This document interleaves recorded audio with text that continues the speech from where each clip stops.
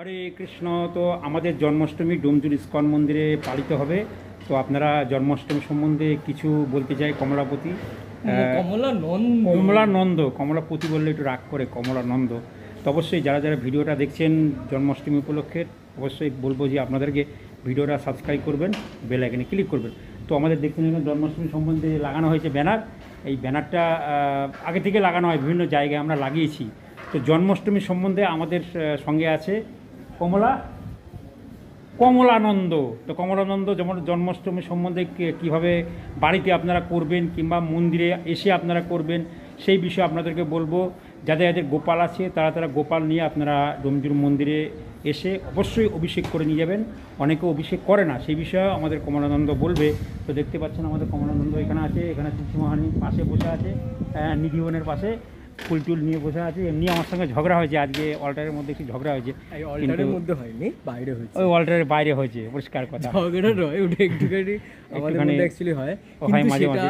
সেটা হচ্ছে সেটা তো একজন একটা ফোন দিয়েছে, মন্দির থেকে দেয়নি, একজন একটা ফোন দিয়েছে, তার জন্য মানে এটা অহংকার মতো হয়ে গেছে। ফোনটা দিয়েছে বলে ফোন নাম্বারও দেয়নি আমাদেরকে। আগের যে ফোন নাম্বারটা ছিল সেটা পুকুর কাছে আছে, আর নতুন যে ফোন নাম্বারটা পেয়েছে সেটাও দেয়নি। দামি ফোন, 25-30 হাজার টাকা ফোন একজনা দিয়েছে, সেটা নিয়ে একবারও আমার সঙ্গে কথা হয়নি। মন্দিরে আজকে আসলাম, আজকেই কথা হলো, শনিবার রবিবার আসি। তো চলুন জন্মাষ্টমী সম্বন্ধে আমি আপনাদের সামনে আমাদের প্রভু আছে, প্রভুর কাছে জিজ্ঞাসা করি আমরা বাড়িতে কিভাবে করব আর মন্দিরে এসে কীভাবে করব।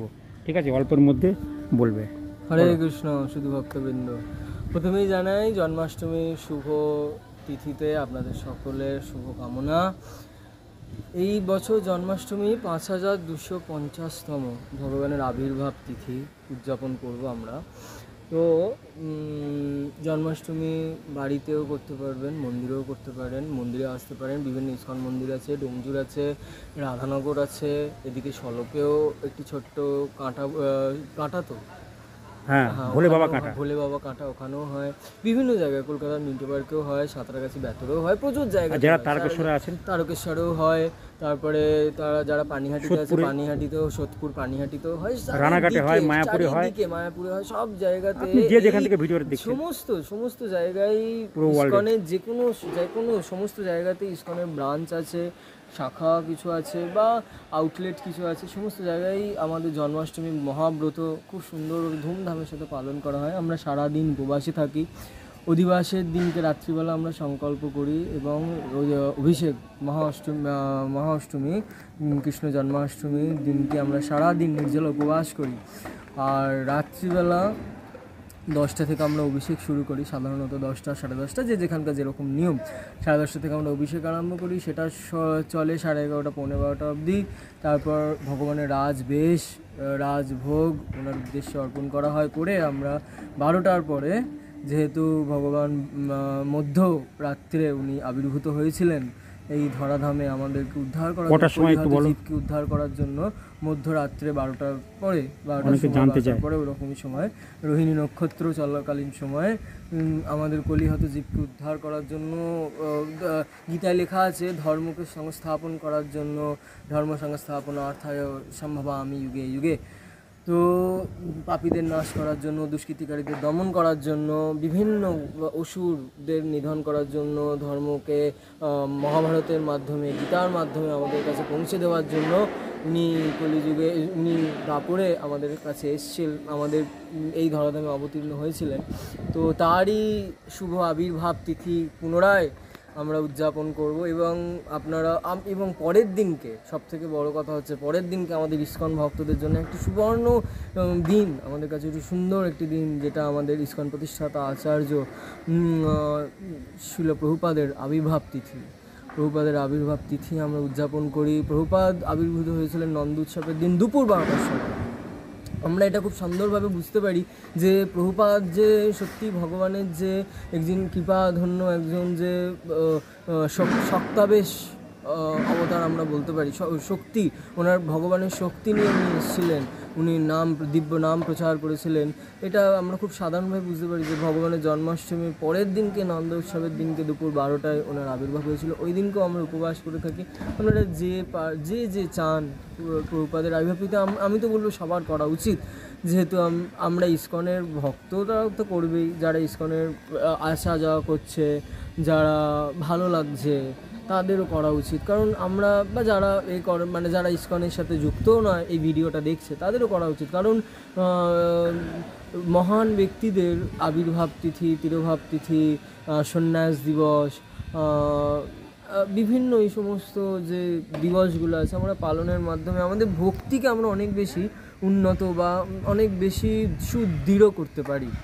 তো আপনারা বাড়িতে যদি পালন করেন, যদি কারোর পক্ষে আসা না সম্ভব হয় কোনো মন্দিরে বা ইসকনের কোনো মন্দিরে, যাদের বাড়িতে গোপাল আছে তারা যদি, তো তারা বাড়িতে অভিষেক করতে পারেন, অনুকল্প প্রসাদ পাবেন ওই দিনকে সবাই যারা উপবাস করবেন বা যারা উপবাস করার কোনো প্ল্যানিং নেই, এই প্রথম বছর তাদের কাছে জন্মাষ্টমী ব্রত এরমভাবে শুনতে পাচ্ছেন, তারা প্রত্যেকটা জন্মাষ্টমীতে, প্রত্যেকটা ভগবানের আবির্ভাবে, গৌর পূর্ণিমা, জন্মাষ্টমী, তারপর নৃসিংহ চতুর্দশী যেটা মে মাসে হয়, গৌর পূর্ণিমা দোলের সময় হয়, আর জন্মাষ্টমী, এই সমস্ত দিনগুলোতে একাদশী প্রসাদ মানে অনুকল্প প্রসাদ, মানে সাবু, তারপরে আলু, বাদাম,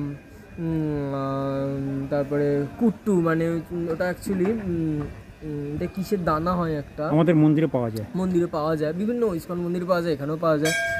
এই সমস্ত ছোট দানার সাবু, এই সমস্ত জিনিসগুলো দিয়ে রন্ধন করে আপনারা আলু ভাজা, সানফ্লাওয়ার অয়েল দিয়ে আপনারা ভেজে পেতে পারেন, কাঁচকলা সিদ্ধ, আলু সিদ্ধ, পেঁপে সিদ্ধ, এগুলো পেয়ে আপনারা রাত 12টা অবধি উপবাস করতে পারেন।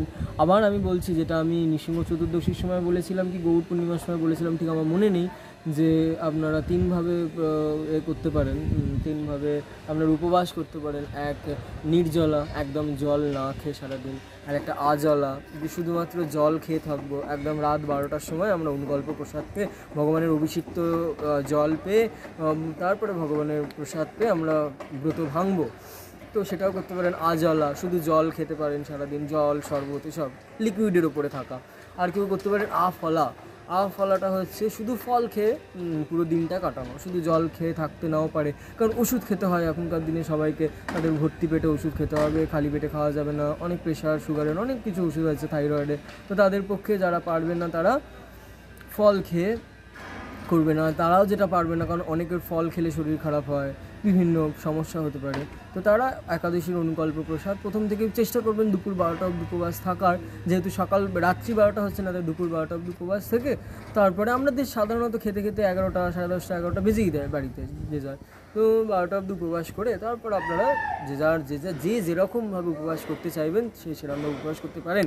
কিন্তু অবশ্যই আপনারা জন্মাষ্টমী মহাব্রত অবশ্যই পালন করা উচিত। জন্মাষ্টমী মহাব্রত পালন করা, অভিষেক দর্শন করা, অভিষেক করতে নাই পারলাম, শাস্ত্রে বলা হচ্ছে অভিষেক দর্শন করলেও অনেক ফল হয়। যেমন রথের দড়ি অনেকেই কদিন আগে আমাদের রথযাত্রা গেল, বলছে রথের দড়ি অনেকেই টানতে না পারে, বিভিন্ন সমস্যার জন্য অনেকে রথের দড়ি টানতে না পারে, কিন্তু রথে যে শাস্ত্রে বলা আছে রথে তো বামন দশটা পুনর্জন্ম না বিদ্যতে, যে রথে যদি আমি বামনদেব মানে জগন্নাথকে যদি দর্শনও করি তাহলেও আমাদের পুনর্জন্ম আর হবে না।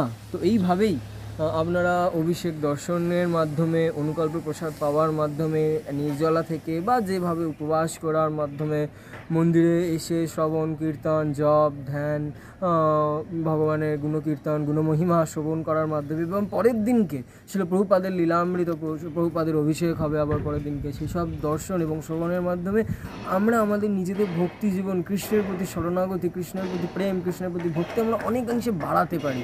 আমাদের মনুষ্য জীবনের যে একটা লক্ষ্য, যে পুনরূপী মননাম, পুনরূপী জননাম, পুনরায় জননী জঠরের নাম, এই যে পুনরায় জন্ম হওয়া, পুনরায় মৃত্যু হওয়া, পুনরায় জননী জঠরের শোয়া, এই যে চক্র, জন্ম মৃত্যু জরা ব্যাধির এই চক্র থেকে আমরা মুক্তি পেতে পারি। একটি সুবর্ণ সুযোগ আপনাদের সবার কাছে। আপনারা কাছাকাছি সমস্ত মন্দির, ইসকন মন্দির আছে, বিভিন্ন ইসকনের ব্রাঞ্চ আছে, বিভিন্ন সেসব জায়গায় যান, জন্মাষ্টমী ব্রত সুন্দরভাবে পালন করুন। সকাল থেকে, আমি তো বলবো সবাই সকাল থেকে উপবাস করুন। একদিন উপবাস করলে আমাদের কিচ্ছু হবে না, 365-র মধ্যে 364 দিনই আমরা খাওয়া দাওয়া করছি। তো একটা দিন যদি আমরা উপবাস করি, ফাস্টিং করি, তাহলে আমাদের কোনো অসুবিধা হবে না। তো আপনারা সবাই পালন করুন। অবশ্যই পরবর্তী দিনে প্রভুপাদের আবির্ভাব তিথি, প্রভুপাদ মহোৎসব পালন করুন। নন্দ উৎসবের ফিস্ট প্রসাদ প্রত্যেকটা ইসকন মন্দির, ইসকন ব্রাঞ্চ, সমস্ত জায়গাতে ওই পরের দিনকে ইসকনের ফিস্ট প্রসাদ হয়, বিনা, মানে কোনো মূল্য থাকে না, বিনা পয়সায় অত্যাধিক প্রসাদ, এত প্রসাদ কণ্ঠ অব্দি প্রসাদ, জিপটা বার করলেই দেখা যাবে কী কী পেয়েছে, একদম বাইফাকেট করা যাবে, হ্যাঁ এইগুলো পাওয়া হয়েছে। তো এত প্রসাদ আপনারা পান যে এই যে আমরা আগের দিনকে খেলেন না, পরের দিনকে সব প্রভুপাদ আর ভগবান রাধারানী মিলে সব পূরণ করে দেয়। যাই হোক, আপনারা পালন করুন। যাদের বাড়িতে গোপাল আছে তারা কিভাবে অভিষেক করবে? গোপাল আছে তারা যদি না যেতে পারেন তাহলে অভিষেক করতে পারেন আপনারা। অত রাত্রি যদি না করেন তাহলে মোটামুটি 7টা-8টা করে আপনারা অভিষেক করে তাকে ভোগ নিবেদন করে পূজা অর্চনা করে তাকে সুন্দর ফুল মালা দিয়ে সাজিয়ে নতুন কাপড় পরিয়ে অভিষেক করতে পারেন। আপনি দুধ দই ঘি মধু আর চিনির জল দিয়েও করতে পারেন। যদি কেউ চান তাহলে দুধ দই ঘি মধু গোছনা গোময় মানে হচ্ছে গোমূত্র আর গোময় প্রথমে করতে পারেন। দ্বিতীয়তে দুধ দই ঘি মধু চিনির জল বা মিছরির জল দিয়েও করতে পারেন, এইভাবে করতে পারেন। যদি কেউ ফলের রস করতে পারেন তো করতে পারেন, যত করতে পারবেন তত ভালো। ভগবানের জন্য ভগবান যত করতে পারবো আমরা তত ভালো, তত ভগবান খুশি হবেন আমাদের কাছে। তো আপনারা সবাই পালন করুন, যে যার মতো করে নয়, শাস্ত্রর বিধি নিয়ম মেনে পালন করুন। এটা নয় কি যে হ্যাঁ আমি উপবাস করলাম সারাদিনকে, রাত্রিবেলা আমি সামা চাল খেয়ে নিলাম, ময়দা খেয়ে নিলাম, আটা খেয়ে নিলাম, এসব নয়। শাস্ত্র নিয়ম অনুযায়ী করতে হবে। বলছে যে একটা জন্মাষ্টমীর ব্রততে 1000টা একাদশীর ফল প্রাপ্ত হওয়া যায় যদি ঠিকঠাকভাবে করা যায়। এটা নয় কি যে আমি সকাল থেকে জন্মাষ্টমী ব্রত করলাম, কিছু খেলাম না, সন্ধে হতেই সুন্দর করে লুচি পরোটা ভাজলাম, কি সুন্দর খেতে, একটুখানি আলু ভাজা, একটু আলুর দম কষিয়ে লুচিয়ে করে খেয়ে নিলাম, সেটা নয়। ওই দিনকে আলুর দমও যদি করেন সেখানে সানফ্লাওয়ার দিয়ে করতে হবে, কোনো মশলা ব্যবহার করা যাবে না। হলুদ ব্যবহার করতে পারেন, যদি হলুদ কাঁচা হলুদ বেটে করতে পারেন আপনারা ব্যবহার, সন্দক লবণ দিয়ে।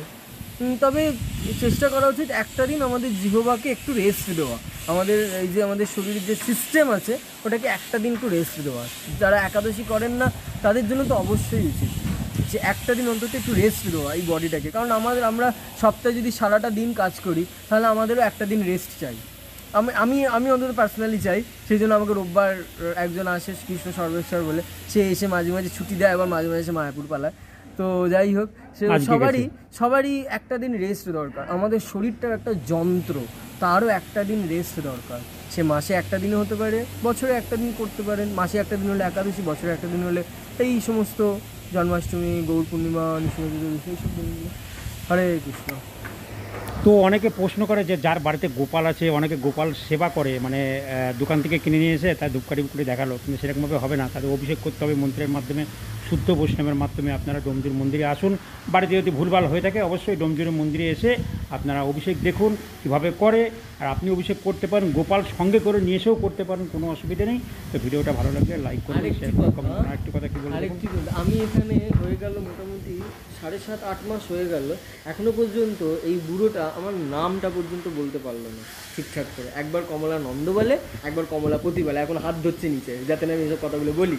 এগুলো আপনাদের কি উচিত না, এই জন্য আমাদের মধ্যে রাগারাগি হয়। এইটাই হয়েছিল আজকে সকালবেলা। ঠিক আছে, মিটে গেছে। ঠিক আছে, ভিডিওটা ভালো লাগলে অবশ্যই লাইক করবেন, শেয়ার করবেন, কমেন্ট করবেন। তো প্রশ্ন থাকলে অবশ্যই করতে পারেন জন্মাষ্টমী সম্বন্ধে।